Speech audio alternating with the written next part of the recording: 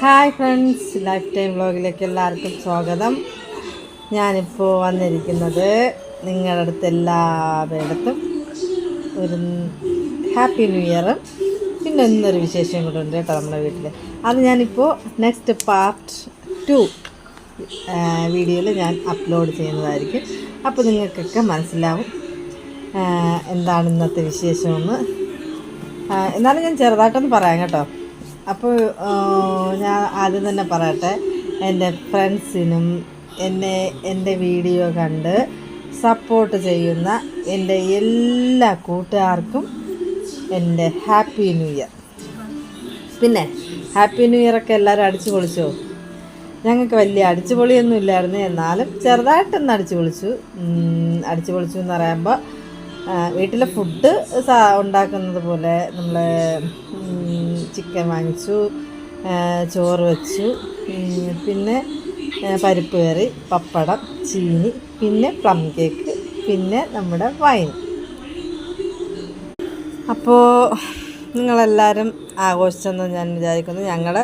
ഞാൻ ചേച്ചിക്കൊന്ന് ജോലിക്ക് പോകണമായിരുന്നു. അപ്പോൾ എൻ്റെ ചേട്ടൻ ഇന്നലെ രാത്രി വന്നിട്ടുണ്ടായിരുന്നു. അപ്പോൾ ചേട്ടൻ, വൈഗ, നൈഗ, ഞാൻ, അമ്മ എല്ലാവരും കൂടിയിട്ട് ആറ്റുകാൽ അമ്പലത്തിൽ പോയി 1-ാം തീയതിയായിട്ട് തൊഴാൻ.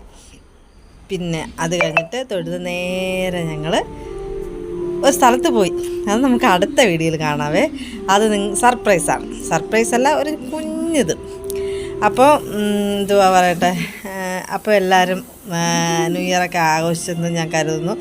പിന്നെ ഒന്നും കൂടെ പറയാനുള്ളതെന്ന് വെച്ചാൽ, നിങ്ങൾക്ക് എല്ലാവർക്കും ഈ വർഷം എല്ലാ നന്മകളും എല്ലാ സന്തോഷവുമായിട്ടുള്ള നല്ലൊരു ജീവിതം ഉണ്ടാവട്ടെ എന്ന് ഞാൻ പ്രാർത്ഥിക്കുന്നു.